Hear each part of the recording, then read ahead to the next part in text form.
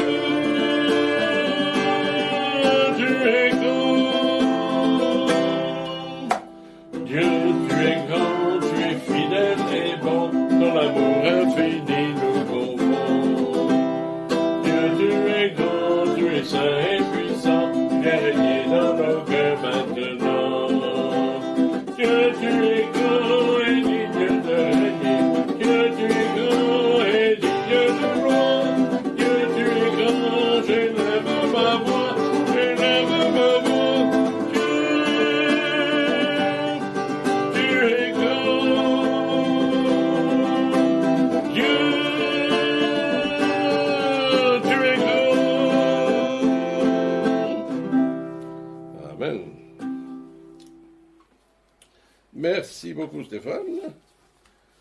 Et il y en a un autre, en ton nom Seigneur. Tu l'as celui-là? Oui. Il y en a un où je pense qu'il manque la fin par contre.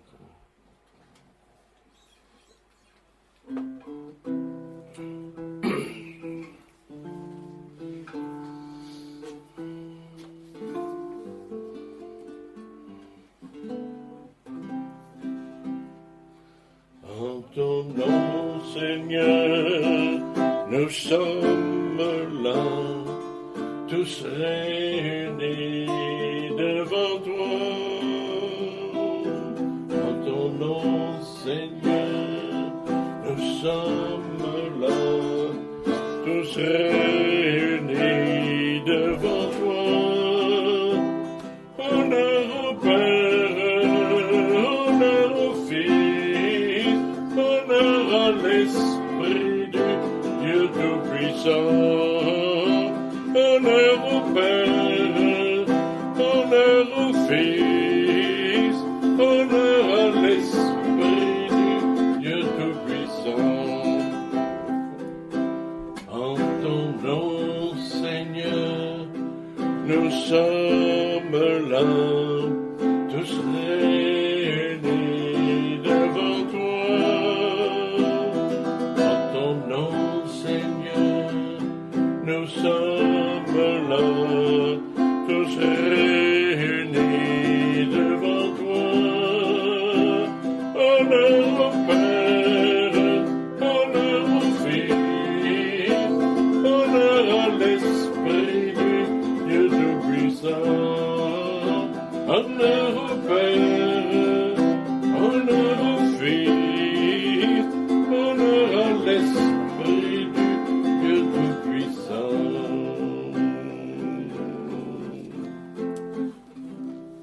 Amen. Et donc, le Père, le Fils et l'Esprit, on l'a vu la semaine dernière, étaient présents à la création du monde dans la Genèse, dont nous allons parler dans quelques minutes. Et donc, un dernier chant, ensemble, nous pouvons chanter.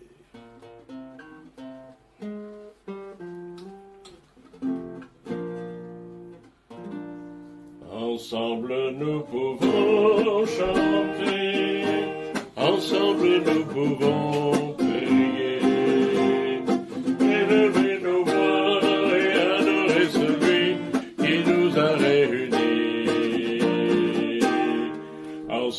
nous pouvons donner, ensemble nous pouvons porter nos fendre nos joies et proclamer l'amour que Dieu met dans nos vies.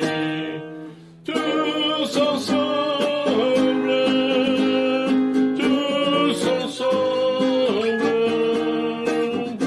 nous pouvons montrer son amour au monde entier. Ensemble nous pouvons chanter, ensemble nous pouvons prier, élever nos voix et adorer celui qui nous a réunis. Élever nos voix et adorer celui qui nous a réunis.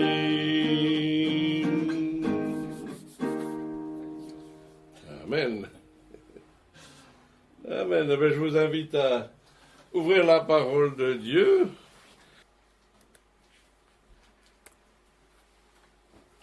Voilà, de nouveau, on présente la main de Dieu, le Créateur du ciel et de la terre. Alors, le Père, le Fils et le Saint-Esprit ont démarré la création ensemble. Alors, vous vous souvenez très bien maintenant des jours de la création. Moi-même, je m'aide pour être sûr. Alors, le premier jour, Dieu a créé la lumière, ici, que la lumière soit, et la lumière fut. Deuxième jour, alors pour vous aider, le premier jour, comment est-ce qu'on dit Dieu a créé la lumière en latin?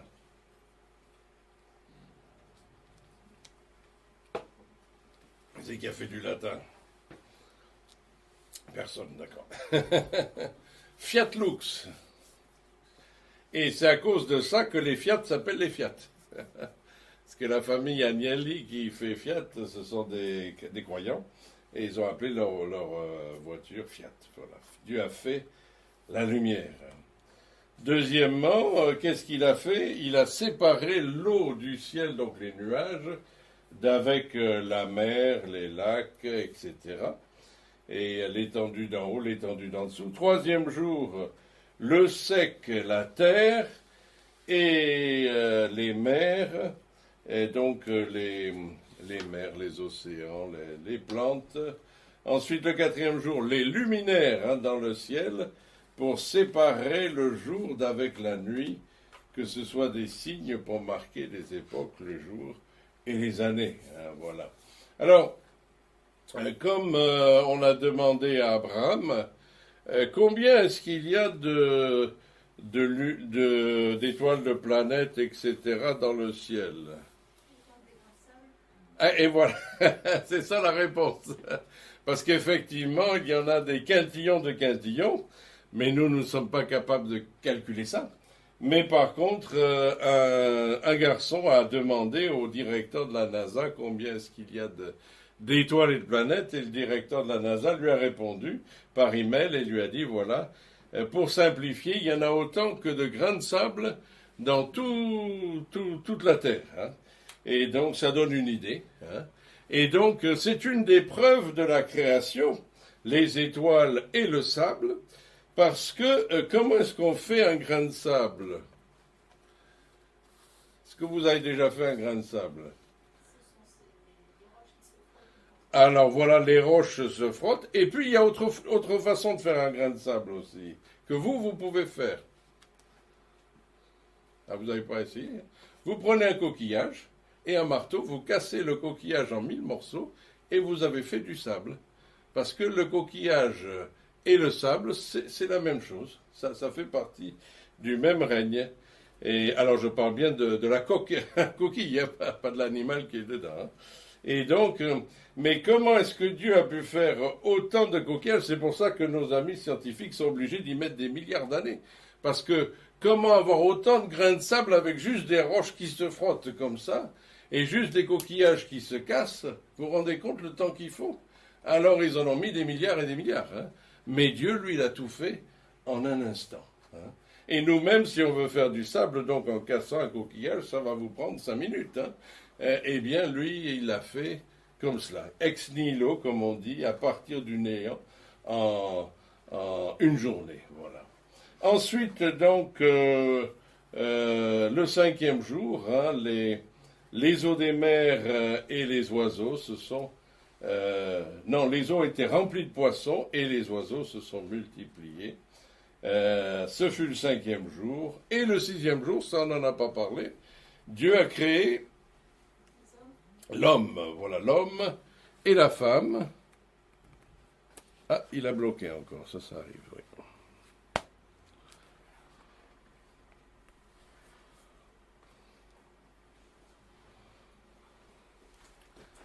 Et donc, la création de l'homme et de la femme, on le trouve en Genèse chapitre 1, chapitre 2, chapitre 3, chapitre 5. Hein, voilà. Et donc, c'est un des grands sujets des Écritures. Alors, je vais remettre nos illustrations et ensuite, on va faire la lecture. Ça y est. On a parlé la semaine dernière de l'eau, de la lumière, du cycle de l'eau, hein, ce que Dieu a créé, les caractéristiques de cette eau. Hein, qu'est-ce qu'il faudrait pour qu'on vive sur Mars? Il y en a qui veulent y aller, hein? Qu'est-ce qu'il faudrait? Un peu d'atmosphère et de l'eau liquide. Voilà. Et ils en cherchent. Hein? Ils ont un rover hein, qui s'appelle Curiosity, hein, qui roule sur Mars et qui cherche de l'eau. Hein, il cherche de l'eau depuis des années. Et il a trouvé des traces d'eau, mais pas d'eau encore. Hein. Et donc, c'est ce que Dieu a donné sur la terre. Hein, voilà. Et puis, il nous a donné toutes ces plantes, ces végétaux, ces arbres, tout à fait magnifiques, par amour pour nous et pour que nous en jouissions et en profitions pleinement et nous réjouissons avec les fruits de ce que Dieu nous a donné. On a mangé plein de fruits cet été grâce à la création de Dieu. J'y ai pensé cette semaine. Dieu aurait pu faire comme les multinationales hein, et il aurait pu faire un seul fruit, un seul arbre, une seule fleur. Hein, voilà. Alors, les multinationales, par exemple, Apple, ils font quoi? Hein? Un téléphone. Voilà. Et chaque fois que vous avez le nouveau, le 17, le 18, le 19, c'est toujours le même, en fait. Et mais Dieu en a fait une multitude, une variété incroyable. Hein, parce qu'il nous aimait. Hein.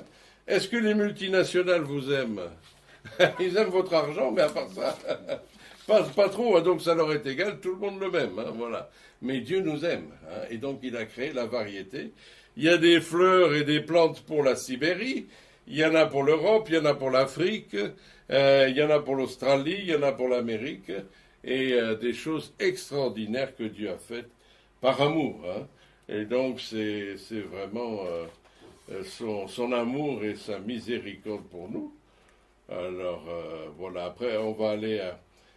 Voilà, ça c'est une plante d'Afrique, hein, et ça aussi des manguiers du Tchad, hein, voilà, que Dieu a fait pour nous. D'Espagne, il y a quelques fleurs, on les trouve ici aussi, mais il y en a plus là-bas. Voilà. Et les étoiles, les luminaires, les planètes, voilà. Pour nous aider aussi à établir le temps, les saisons, les circonstances. Voilà. Oh, j'en ai plein, des poissons aussi.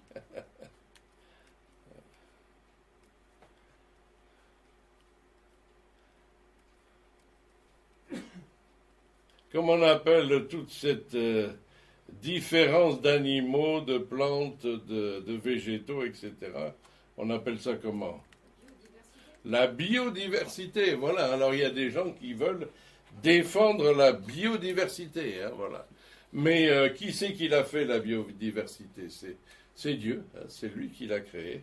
Ça s'est pas fait tout seul, c'est pas venu du hasard, hein, c'est venu de l'intervention de Dieu. Voilà. These are animal. Je vais faire l'anglais tout à l'heure. Voilà. Des coquillages, les oiseaux. Et ensuite, les êtres humains, ils vont arriver, hein, les êtres humains, mais... Eh ben, dis donc. J'en ai mis des animaux, hein. Oh là là. Voilà, ça y est, hein. Voilà. Le 6e jour, ben on va le lire, hein, parce qu'on ne l'a pas lu, hein, le 6e jour. Hein. Donc c'est Genèse chapitre 1, versets 26, 27, 28, 29.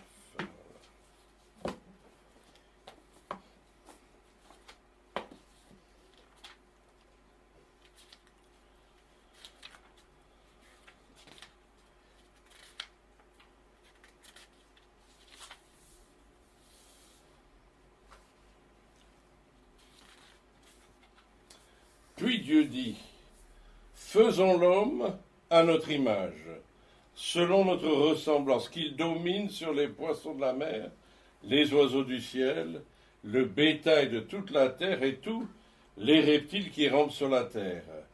Dieu créa l'homme à son image, il le créa à l'image de Dieu, et il créa l'homme et la femme. Dieu les bénit et Dieu dit, soyez féconds, multipliez, remplissez la terre, assujettissez-la, dominez sur les poissons de la mer, les oiseaux du ciel, tout animal qui se meut sur la terre.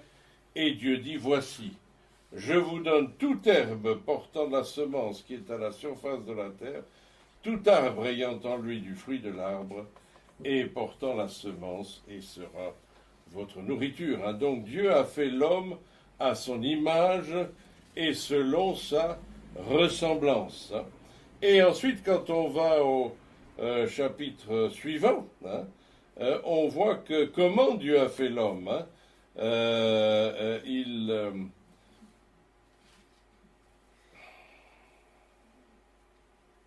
Faut que je le cherche dans... je crois que je m'en souvenais. Voilà. 2,7, voilà. L'Éternel forma l'homme de la poussière de la terre, il souffla dans ses narines un souffle de vie, et l'homme devint une âme vivante. Hein. Alors, qu'est-ce que c'est la poussière de la terre?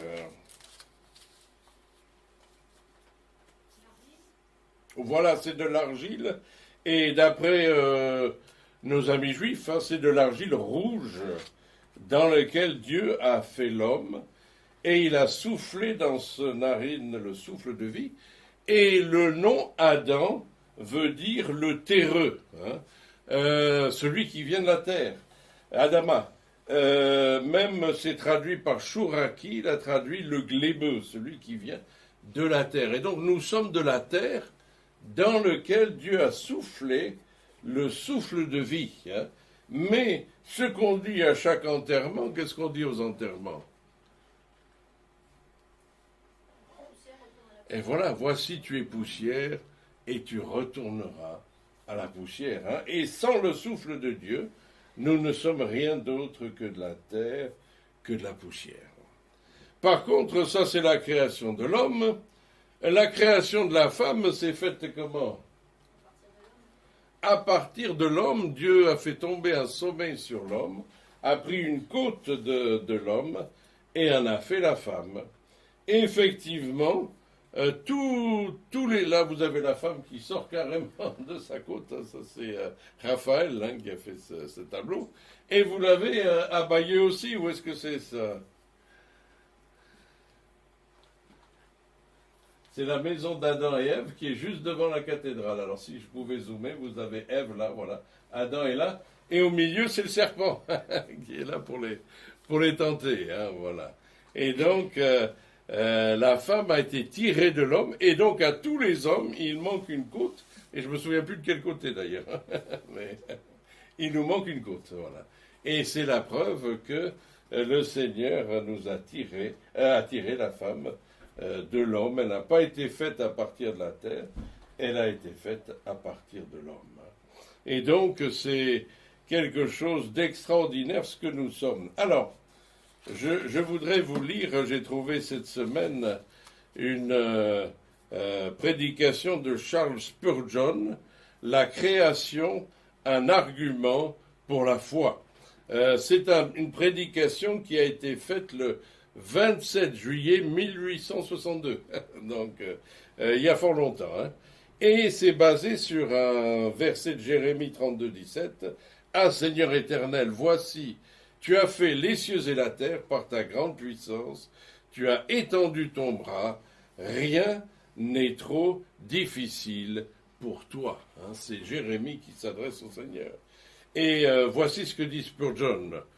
Au moment même où les Chaldéens avaient enlevé les remblais autour de Jérusalem, où l'épée, la famine, la peste avaient ravagé le pays, Jérémie, alors en prison, reçut de son Dieu l'ordre d'acheter un champ, le champ d'Anamel, le fils de son oncle Anathoth, signer la preuve d'achat par les témoins habituels, de sceller l'acte, de transfert conformément à la loi et à la coutume, et de le faire publiquement en présence de tous les Juifs détenus dans la cour de la prison.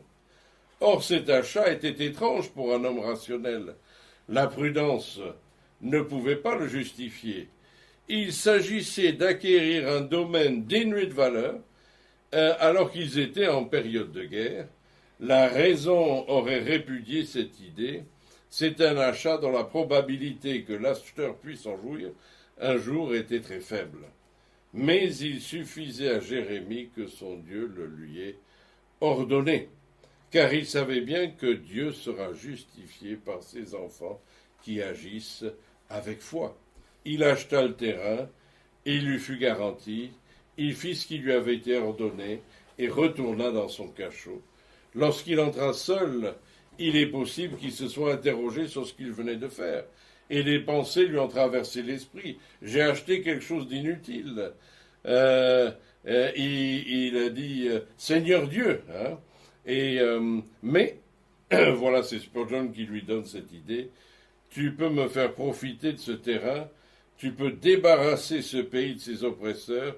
Tu peux me faire encore asseoir sous la vigne et mon figuier dans l'héritage que j'ai acheté. Car tu as fait les cieux et la terre. Rien n'est trop difficile pour toi. Donc ça concerne Jérémie. Et puis, bien-aimé, cela donnait une majesté aux premiers saints, car ils osaient faire sur l'ordre de Dieu des choses inexplicables au sens commun, que la raison condamnerait. Ils ne consultaient pas la chair et le sang, mais qu'il s'agisse de Noé, qui dut construire un navire sur la terre ferme. Il n'a pas construit sur l'eau, il a construit sur la terre ferme. Qu'il s'agisse d'Abraham, qui dut offrir son fils unique. Moïse, qui devait mépriser les trésors de l'Égypte. Josué, qui doit assiéger Jéricho pendant 7 jours, sans autre arme que le son de la corne du bélier. Ils agissent tous sur l'ordre de Dieu. Ils agissent contrairement à tous les préceptes de la raison charnelle. Et Dieu, le Seigneur Dieu lui-même, leur accorde une riche récompense pour leur foi obéissante. Et ça, c'est le sens que la création a pour nous aujourd'hui. Notre Dieu est le Créateur. Et souvent, nous nous trouvons dans des situations impossibles dans la vie, des situations difficiles. Je vous ai déjà raconté l'histoire du prophète et de son serviteur qui étaient dans un petit village, et voilà que la ville était entourée par les soldats, et le serviteur est venu voir le prophète et lui a dit « Mais nous sommes perdus, toute la ville est entourée de soldats. » Et le prophète a simplement dit « Seigneur, ouvre ses yeux pour qu'il voie. » Et il a ouvert les yeux et il a vu que derrière les soldats, il y avait les armées de l'Éternel, des anges tout autour de la ville. Et le prophète lui a dit, celui qui est avec nous est plus grand que celui qui est contre nous, que ceux qui sont contre nous. Et Dieu, qui est créateur, qui peut tout faire, a fait tomber l'aveuglement sur ces gens, et ils ont été renvoyés chez eux, et ils n'ont pu tuer ni le prophète, ni le serviteur, ni personne qui était... C'est un petit village, hein, d'Othan, on ne sait même plus où c'est aujourd'hui, c'est dans le nord d'Israël, mais on ne le trouve plus. Et eh bien le Seigneur les a protégés ce jour-là, parce que notre Dieu est créateur, il fait ce qu'il veut, il sait ce qu'il fait, voilà. Alors ensuite, si vous n'êtes pas chrétien et que vous allez à l'école, qu'est-ce qu'on va vous dire, hein? C'est pas Dieu qui a créé l'homme, l'homme vient de... Alors celle-ci, c'est Lucie, hein? Alors c'est écrit, on le lit pas là, hein? C'est écrit Australopithecus afarensis, hein? Et donc c'est un Français, hein, qui l'a découvert, hein? C'est comment il s'appelle ce monsieur? Voilà, Yves Coppens, merci parce que je ne l'ai pas oublié. Yves Coppens, voilà. Hein? Et alors, on nous a présenté ça comme étant, Lucie comme étant l'ancêtre de l'humanité, voilà. Mais j'écoute la radio, et pendant les dernières années de sa vie, M. Coppens, il faisait souvent des débats sur France Inter, et il a reconnu, face à une spécialiste des singes, que en fait Lucie était un singe, hein, et qu'elle n'était pas l'ancêtre de l'humanité. Il a dit peut-être une cousine, hein, mais on n'a pas encore trouvé l'ancêtre de l'humanité. Hein. Et donc les scientifiques cherchent parce qu'il faut qu'ils trouvent autre chose, vous voyez, hein, autre chose que ce que Dieu a fait. Alors voilà tout ce qui a été trouvé jusqu'ici. Alors je précise quand même, c'est quelqu'un qui se moque un peu, hein, donc... il ne faut pas tout prendre à la lettre, mais voilà. Alors il a fait Lucie comme ça, comme un petit singe. Bon, elle était plus grande que ça quand même. Mais voilà. L'homme de Heidelberg, l'homme de Nebraska, l'homme de Pittsdown. Alors je vais prendre comme exemple celui-ci, Pittsdown, parce qu'il y avait une émission cette semaine de Franck Ferrand. Vous connaissez Franck Ferrand, l'historien, une émission sur Radio Classique. Et il en a parlé, et donc c'est l'homme de Pittsdown a été découvert il y a une centaine d'années en Angleterre, à Pittsdown pour être précis, mais en fait il s'est avéré au bout de 50 ans que c'était un faux. C'est quelqu'un qui, pour se moquer d'un chercheur local, avait mis un crâne de singe avec une mandibule humaine, ou le contraire, j'ai oublié, il faudra réécouter l'émission, elle est là en replay, hein. Et il avait mis du rouge dessus pour lui donner un air plus ancien. Il l'avait enterré dans les cailloux où il savait qu'il faisait ses recherches, et quand il a trouvé ça, mais les Anglais étaient tellement heureux, heureusement que Suzanne n'est pas là, hein. Ils étaient tellement heureux d'avoir trouvé un ancêtre de l'humanité chez eux, que pendant 50 ans, c'était indiscutable, c'était leur ancêtre. Et même quand mon père, alors ça remonte avant la guerre, hein, quand mon père était au lycée, on enseignait encore l'homme de Pittsdown. Voilà. Mais depuis, hein, parce qu'à l'époque, évidemment, il n'y avait pas les microscopes que l'on a aujourd'hui, spectrographie de masse, etc. Et là, ils se sont aperçus que c'est un montage, en fait, c'est pas un crâne d'homme, voilà. L'homme de Pékin, nos amis chinois, là aussi, ils ont dit, mais c'est pas possible que l'ancêtre de l'humanité soit en Afrique ou en Europe, il est chez nous, hein. Voilà. Et donc, si vous allez en Chine, c'est sûr, c'est l'homme de Pékin, hein, voilà. Alors là, le Néandertal, ça vous le connaissez bien, le Néandertal, alors on l'a découvert en Allemagne, hein, et on a dit, c'est notre ancêtre, hein, l'homme de Néandertal, ça c'est sûr. Hein. Et sauf qu'aujourd'hui, avec les recherches génétiques, il y a que des petits morceaux d'os de l'homme de Néandertal, mais avec ces petits morceaux d'os, ils ont réussi à faire des comparaisons génétiques, et aucun d'entre nous n'a le moindre gène de l'homme de Néandertal. Aucun être humain, ils ont cherché partout. Et donc, on ne descend pas du Néandertal, et il se peut même que le Néandertal n'était pas un homme, mais là, comme je ne suis pas scientifique, je ne vais pas rentrer dans tous les détails. Hein. Et puis, évidemment, celui qui est connu, le Cro-Magnon, mais là, apparemment, le Cro-Magnon, c'était un homme normal, hein, qu'on a découvert, hein, simplement un vieux squelette, et puis l'homme moderne, hein, qu'on appelle, comment est-ce que nous on s'appelle, nous, hein, voilà, Homo sapiens sapiens. Alors sapiens sapiens, ça veut dire quoi? Pasteur, Oui. Adam et Eva, Oui. il était comme ça? Ah non, non, non, non, non, non, non, pas du tout. Pas du tout. Sapiens, sapiens, ça veut dire qui sait, qui sait. Hein? C'est idée pas vraie. Pas vrai, exactement. Oui. Voilà. Mais je montre, hein, nous on a étudié tout ça à l'école, hein, voilà. Mais même moi, ma prof de sciences était chrétienne, alors elle a dit, je vous enseigne ça, mais j'y crois pas. Voilà. Et donc, voilà, enfin. Non, c'est Dieu qui a fait l'homme. Alors, vous voyez, ça c'est un tableau depuis l'origine avec les premières bactéries, tout ça, 5 milliards d'années jusqu'à l'homme. Hein. Donc, il faut 5 milliards d'années pour arriver jusqu'à l'homme. Mais évidemment, et il manque à chaque fois ce qui passe d'une espèce à l'autre, ça s'appelle comment? Le chaînon manquant. C'est le problème. Hein, et là aussi, je me moque, c'est pas gentil. Hein, parce qu'il y en a qui étudient ça pendant des années. Hein, mais on n'a trouvé aucun chaînon manquant. Hein, ni entre le singe et l'homme, on n'a pas trouvé. Hein, il y a ce qu'on racontait quand j'étais jeune dans les cours de récréation. Le singe est descendu de l'arbre. Voilà. Et, on n'a pas de chaînon manquant. Il n'y en a pas. Hein. On avait trouvé le fameux poisson, le sélacanthe, hein, qui est à la fois un poisson et un mammifère. Hein. Et donc, on a retrouvé des fossiles et on a dit c'est merveilleux, voilà le chaînon manquant. Sauf que le sélacanthe, il existe toujours. Et vous l'avez dans le Pacifique, vous l'avez dans l'océan Indien. Et donc, c'est un ancêtre de l'évolution, oui, mais sauf qu'il est toujours là. Et donc, voilà, bon, je me moque un peu, c'est pas gentil, hein, c'est pas gentil. Je m'excuse auprès de ceux qui croient à la science et tout ça. Hein. Mais, alors ils vont dire, mais comment pouvez-vous croire que Dieu peut faire tout ça en une semaine, hein? Effectivement, on le croit ou on ne le croit pas. Hein? C'est à chacun de choisir. Hein? Mais ceux qui ne croient pas, il faut qu'ils proposent autre chose qui soit convaincant. Or, pour l'instant, ils n'ont pas encore proposé quelque chose de convaincant. Et c'est pas parce qu'on est obligé d'enseigner ça à l'école que c'est vrai. Hein? Et donc, c'est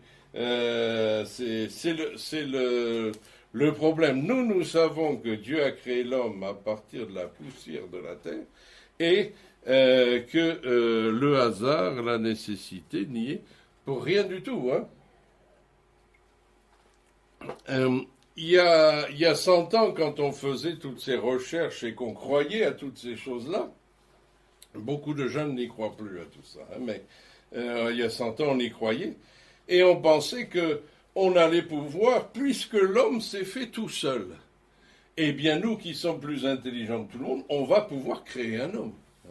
Et donc on a essayé par des expériences dans le type du docteur Frankenstein. Qu'est-ce que ça a donné? Rien du tout. Hein. On n'a pas pu créer un homme vivant. Alors maintenant, on fait des robots humanoïdes. Hein. Et récemment, en Chine, il y a eu, cette année, les Jeux olympiques des robots humanoïdes. Hein. Sauf que pour l'instant, ces robots ne savent pas jouer au foot. Hein. Alors, nous savons tous que les joueurs de foot ne sont pas l'élite de la race humaine. Hein. Et donc, ils n'ont pas encore réussi à faire des robots humanoïdes qui sachent même jouer au foot. Hein. Donc, si tout ça s'est fait par hasard, c'est formidable. Le hasard est très très fort, mais malheureusement, évidemment, c'est pas vrai. Hein. Et donc le Seigneur nous appelle à nous tourner vers le Créateur, à ne pas oublier le Créateur, à nous attacher au Créateur. Ecclésiaste 12, verset 1 et à 3. Souviens-toi de ton Créateur pendant les jours de la jeunesse, avant que les jours mauvais arrivent, que les années s'approchent où tu diras « je n'y prends pas de plaisir ». Hein. Souvenons-nous hein, de notre Créateur, celui qui nous a fait hein, et qui nous a tirés de la poussière de la terre, c'est lui qui nous a fait. Hein. Et j'ai toute une liste de versets, et Jésus a dit en Marc 16, 15, « Allez par tout le monde, prêcher la bonne nouvelle à toute la création. Hein. » Et c'est ce que nous faisons, c'est ce que font les chrétiens, les évangélistes, les missionnaires. Nous allons jusqu'aux extrémités de la terre pour servir le Créateur et prêcher la bonne nouvelle. Et en Romains chapitre 1, versets 20 et 25, il est dit qu'ils sont inexcusables parce qu'ils ont adoré et servi la créature au lieu du Créateur. Et donc, il faut faire un choix. Soit on croit à ces choses-là, soit on croit dans le Seigneur et le Dieu le Père qui nous a fait. Et c'est une créature. Et quand Dieu nous sauve, what's most important for him is that we become a new creation. We become a new creature. He wants us to make us completely new again, and that's what's the most important. Alors je reviens en français, coming back to French. Et en français, nous allons conclure avec justement ces passages en 2 Corinthiens 5, 17. Alors j'espère que vous les connaissez par cœur. C'est la création que le Seigneur fait encore, mais dans la vie de l'homme et de la femme. 2 Corinthiens 5, 17. Nous lisons, si quelqu'un est en Christ, il est une nouvelle création. Avant c'était traduit créature, mais le mot c'est création. Les choses anciennes sont passées, toutes choses sont devenues nouvelles. Et tout cela vient de Dieu, qui nous a réconciliés avec lui par Christ, et nous a donné le ministère de la réconciliation. Et ça, c'est ce que le Seigneur veut dire dans notre vie. Si nous sommes en Christ, nous sommes une nouvelle création. Le Seigneur enlève ce qui est passé et nous donne ce qui est nouveau. Et le malheur, c'est que des fois, on rencontre des gens qui sont persuadés d'être chrétiens parce qu'ils ont reçu un baptême ou quelque chose. Mais ils ne sont pas une nouvelle création. Leur vie n'a pas été changée. Ils n'ont pas été métamorphosés, comme il est dit en Matthieu et dans d'autres passages, par la puissance du Seigneur. Ils n'ont pas été faits une nouvelle créature. Et ça, c'est ce que le Seigneur veut faire dans notre vie. Il veut que les choses anciennes soient passées et que toutes choses soient devenues nouvelles. Galates 6, 15 nous dit ce n'est rien d'être circoncis ou incirconcis. Ce qui est quelque chose, c'est d'être une nouvelle création. Et le Seigneur veut que, juifs ou non-juifs, nous soyons une nouvelle création. C'est ce qu'il fait en nous, c'est sa métamorphose, c'est le changement qu'il fait en nous, et ça vient de l'intérieur. Il nous recrée, il nous refait, il nous modifie de l'intérieur. Et ça, c'est quelque chose de tout à fait merveilleux. C'est le travail que le Seigneur fait en nous, et il a la puissance de créer le monde, il a la puissance de nous changer aussi, et de faire de nous une nouvelle création. Donc si vous n'êtes pas sûr d'avoir passé par la nouvelle naissance, d'être une nouvelle créature ou une nouvelle création, tournez-vous vers le Seigneur aujourd'hui, et il fera de vous une nouvelle créature, une nouvelle création. Repentez-vous de vos péchés, et il vous donnera la vie éternelle. Nous allons prier pour conclure. Seigneur éternel, merci de ce que tu as fait toutes choses nouvelles. Qu'en 6 jours tu as créé le monde et tout ce qui s'y trouve, et que les autres explications des hommes ne sont pas satisfaisantes. Nous voyons bien que toi seul as pu faire tout ce qui existe, et tu le fais encore aujourd'hui. Tu es capable de changer ce qui n'existe pas en quelque chose qui est. Et Seigneur, nous t'en glorifions. Et tu as pris chacun d'entre nous, Seigneur, et tu as fait de nous une nouvelle création. Et s'il y a quelqu'un ici, Seigneur, ce matin qui ne t'a pas reçu comme son sauveur personnel, qui croit être chrétien, mais dont la vie n'a pas été métamorphosée par le miracle de la création, je te prie que tu changes le cœur et la vie de cette personne aujourd'hui, et que ton nom soit sanctifié, glorifié, que cette personne se repente de ses péchés, soit métamorphosée par ta grâce et ta puissance créatrice. Nous te célébrons de tout notre cœur, au nom de Christ, notre Sauveur et Maître. Amen. Et je vous invite à conclure en chantant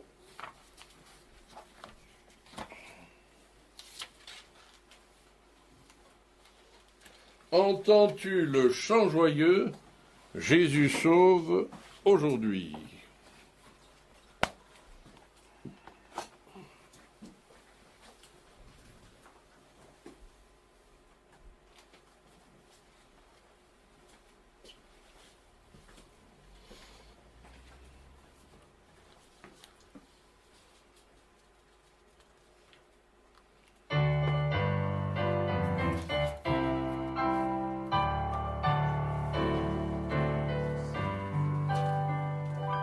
Ah non, c'est pas celui-là.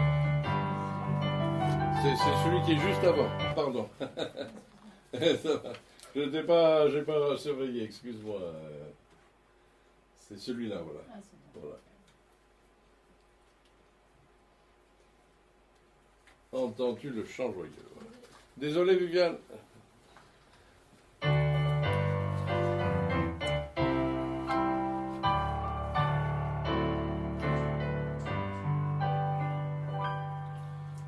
Entends-tu le chant joyeux? Jésus sauve aujourd'hui. Il retentit dans tout lieu. Jésus sauve aujourd'hui. C'est un cri de délivrance, un cantique d'espérance qui remplit l'espace immense. Jésus sauve aujourd'hui. Partout élève la voix, Jésus sauve aujourd'hui. Vaillant héros de la croix, Jésus sauve aujourd'hui. À parler, Jésus t'appelle, répands au loin la nouvelle. En connais-tu le plus mal? Jésus sauve aujourd'hui. Répète aux pécheurs contrits, Jésus sauve aujourd'hui. Ceux que le mal a servi, Jésus sauve aujourd'hui. Va jusqu'à l'île lointaine, briser du captif la chaîne, redire au cœur dans la peine, Jésus sauve aujourd'hui. Jusqu'au confins des déserts, Jésus sauve aujourd'hui. Jusqu'à par-delà les mers, Jésus sauve aujourd'hui. Que le pôle à l'autre pôle court la sainte parole qui relève, instruit, console. Jésus sauve aujourd'hui. Amen. Que le Seigneur vous bénisse et vous accompagne cette semaine. Mercredi, prière à 18h. Et jeudi, prier pour notre... Déjà aujourd'hui, la fin de la foire de l'essai et pour le démontage de tout cela. Et puis jeudi, le début de l'Expo Bible à Cherbourg. Voilà, merci de vos prières et que le Seigneur vous bénisse. Amen.